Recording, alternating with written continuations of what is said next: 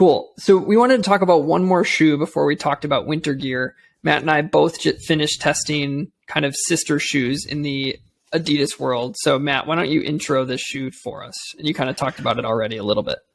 Yeah, so we'll have this shoe review out sometime next week. But we took a look at the Adidas Solar Glide 4 and the Solar Glide 4 ST. The major difference between the two of them, obviously, is that the Solar Glide 4 ST is the stability one, so it has a full-length stable frame throughout the length of the shoe, just to make it more of a stability shoe, whereas in the Solar Glide 4, that's just an EVA frame. But yeah, they're both more traditional trainers. They're a little bit on the heavier side. They're not going to be your super speedy shoe. There's going to be shoes that, you're just getting mileage on, you're pounding the pavement in. So they're, again, very similar shoes. And surprisingly, no one has reviewed these, or there's been very few reviews. So we're like, hey, let's get something out there. So we should have this out in the next couple of days. It'll probably actually be released before this podcast releases. Oh, that's fair. Likely. Okay, so we'll just change the verbiage based on our previous review. No, just kidding. No. So Nathan, I've run in the Solar Glide and the Solar Glide ST and the Solar Boost previously. I'm curious. This is your first one of these, right? Yeah, this is my first in the. Well, I didn't run in Adidas until this year, and now I've ran in all of the Adi Zero line except for the Prime X. Yeah, and then now I dipped into this shoe here, the Solar Glide 4, and it was my first shoe besides the Ultra Boost 21 that had Boost in it, and so it was the most traditional use of Boost, and I was surprised at how firm Boost runs. I guess I just expected it to be a bit softer due to the expanded nature of the foam. But general feelings of the shoe is it runs firm. It's got an extended. It has that extended torsion system that goes up through the forefoot. So there's a little bit of added rigidity to what you can feel with your hands. But I honestly didn't feel it at all when running through the forefoot. The Solar Glide has that little bit of the extension of the torsion system into the heel on the medial side as well, and kind of builds up, thinking similar to what you see in the endorphin shift. It has kind of a little bit of a plastic buildup to kind of bridge the foam there on the medial side. And it's hard to parse out whether that really changed how stable it was in the heel. I think the foam is so firm that it probably didn't make a big difference. But the overall takeaway that I had is it's something that I wouldn't want to run 15 miles in, something that I wouldn't want to take out for a recovery run. Probably just if I was going to go, for me, 5 to 6 to 7 miles and just kind of going out for a run. Not something where I'm pushing hard. It just felt heavy, bottom heavy. The upper is thick as well, but the shoe feels heavy on the bottom. And so trying to turn that over was not super fun. But if you like the feel of trainer, and this is going to sound bad, but if you like the feel of trainers from like 5 to 10 years ago, but you just can't find them, this is like an option for you. That just has a more flat geometry, operates off of a really durable, more firm foam.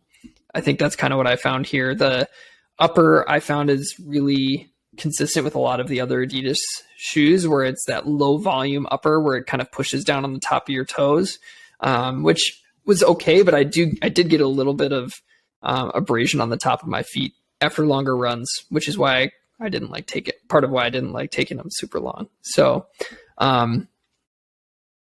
there's my initial thoughts. What are your initial thoughts? Oh, I was going to ask you said the stable frame. Yeah. So for me, that was the one other thing I want to touch on. So yeah, it's an EVA. I couldn't feel the differentiation in the shoe. If I was just rocking medial lateral, I didn't feel a transition between the two types of foam. But there is the rim of the EVA around the outside of the entire shoe, except way in the heel. But I couldn't really feel the difference. So what is the compound that your stable frame is made out of? I believe it's also EVA, but it's just firmer density. And what it feels like to me is, again, this thing, I can feel it in the heel, but there's also there's the medial and lateral heel counters right here, which I know off topic, upper wise, this is one of my favorite uppers in the heel because the counter ends right here and then it leaves this exposed. Great point. Which Yes. I love. So somebody who has a Haglund deformity or like a pump bump where my Achilles insertion is really sensitive, this is perfect. There's no pressure back here at all because the heel counters are on this side and they go a little farther forward. So it locks the heel in really well and adds more stability to the heel. The stable frame, though, definitely goes the full length of the shoe. So if somebody wants full length stability, this is a good one to have because it's a firmer EVA material that just goes all the way into the forefoot. And I could definitely feel it locking in my forefoot. I'm not sure because it's got the same thing on the outside. They just didn't label it. But when I try to kind of rock out, I also got resistance. So I think this might actually have stability both medially and laterally, which most shoes should, to be honest, because the goal is to guide you forward, not guide you too far one way or the other. Right. So yeah, the stability is actually done well. I would say almost too well, where they've got the stable frame the full length and it actually makes the shoe a little bit stiff. They've got the torsion system in the same setup here where it, again, goes through the forefoot, and I could feel that. It's got, the heel counters, all that kind of stuff. And I agree with Nathan. I think one of the reasons why the only time I felt the boost is when I was landing really hard on the heel. Other than that, I think because the EVA frame right here sits right below the foot, that's what you feel. And we know this, there's some evidence on this that people will, one of the biggest things that impacts how a shoe feels underfoot is actually the insole. And so like the top layer of the shoe. So if you have a firmer top layer, yeah, you're going to, even if there's a soft bit underneath the shoe, you're still going to think that shoe is probably really firm. And this is a really good example of that happening for the two of us. I think we had a very similar feel. And again, going back to, it's very stable throughout the length of the shoe. And I'd say too stable because this shoe is not very flexible at all. It's really stiff. I would agree with Nathan that, and I'm going to say this, that I'm actually disappointed that it just ends up being clunky. Where it's, again, trainers from 5 to 10 years ago, they were on the clunky side. That was kind of normal. That's just, you accepted that. But we've had so much forward progress on that, we've had some really smooth trainers, shoes that Nathan and I sometimes are reaching for, even during workouts, which, several years ago you would have never thought to do. Right. But now you got that versatility. This is definitely old school. It's super stiff, definitely more rigid. Not super fun to take on long runs because it's heavy and clunky.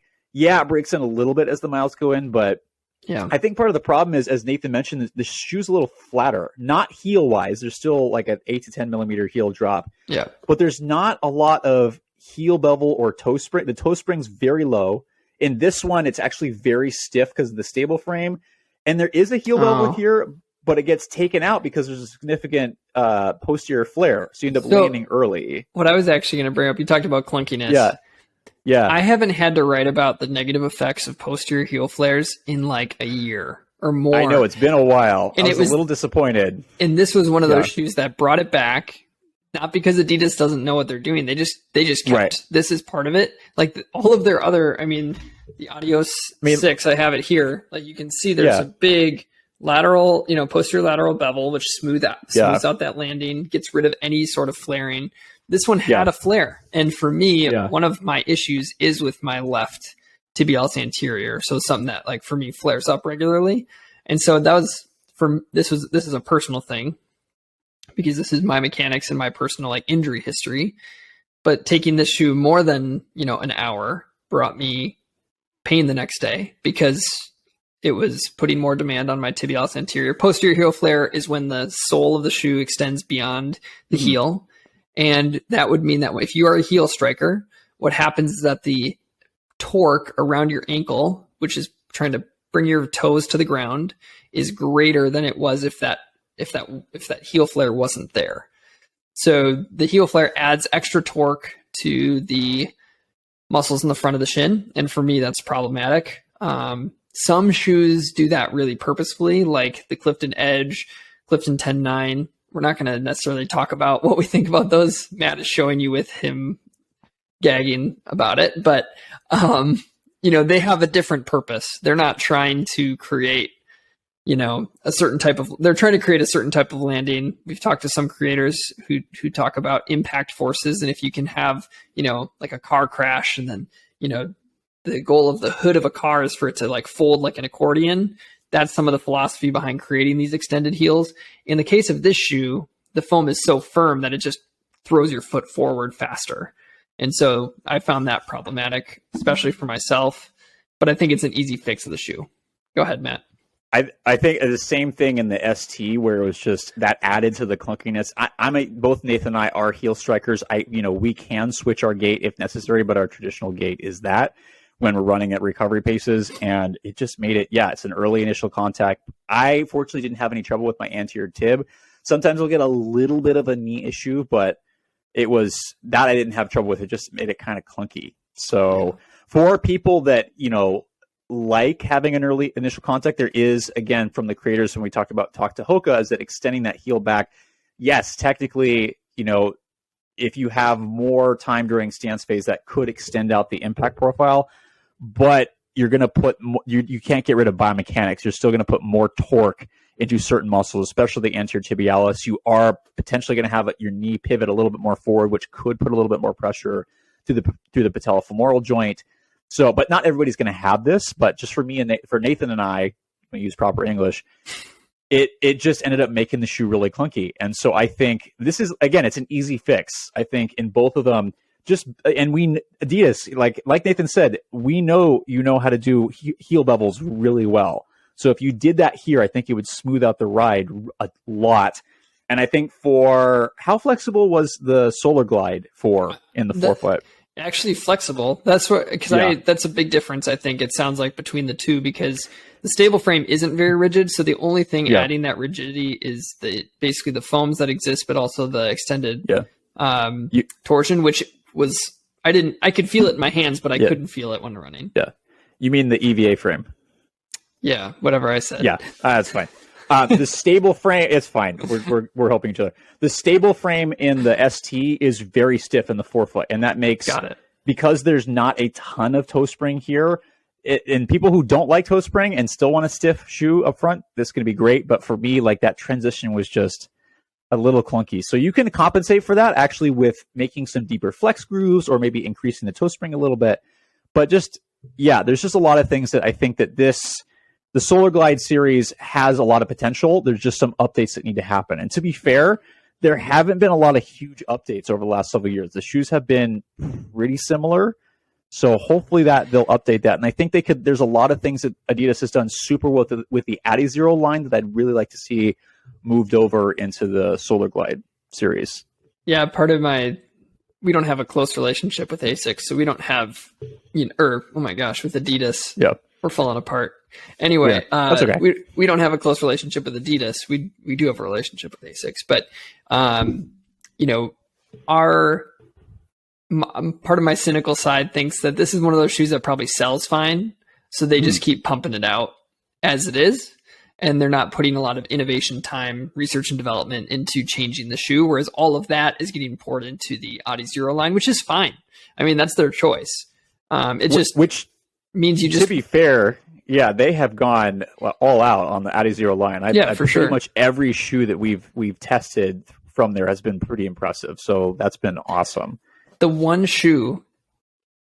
So this is a weird part about what we do is, we're sent all of these shoes to test. Obviously, we can't just wear 70 shoes all year long. And so they would just sit in a closet. So I get rid of a lot of them to the cross-country coach in town, other friends who are my size, that kind of stuff, like getting them to kids in schools who need shoes, that kind of thing.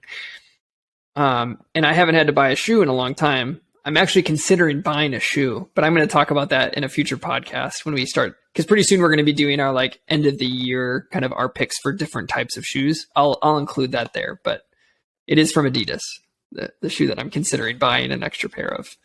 But we'll get there someday. Yeah. We should say that both of the Solar Glide shoes were our own purchases. Matt purchased them and sent them out to us for test. And the Run Shield that we talked about before was sent to us by Saucony. And so those two, that's how we acquired both of those shoes. We should do a whole podcast on sources of bias within review teams. Yep.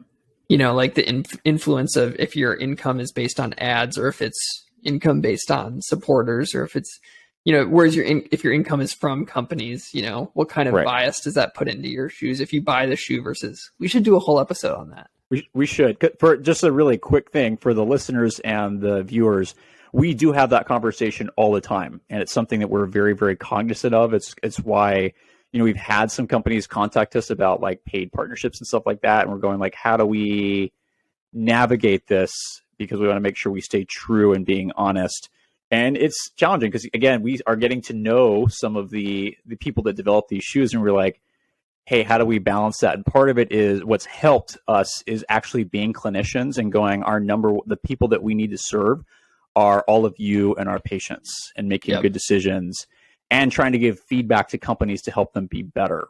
So it's a real thing. We should do an episode on that. That'd be fun. It's something that people need to be aware of. And we encourage people to go, even with our reviews, to go, hey, is there any bias, right? So again, having a shoe sent to you, there's always some kind of risk there. But if it's a more personal purchase, there's going to be more independence with that. So, and we try to do everything we can to avoid that. But it'd be fun to dive into it and get everybody's thoughts.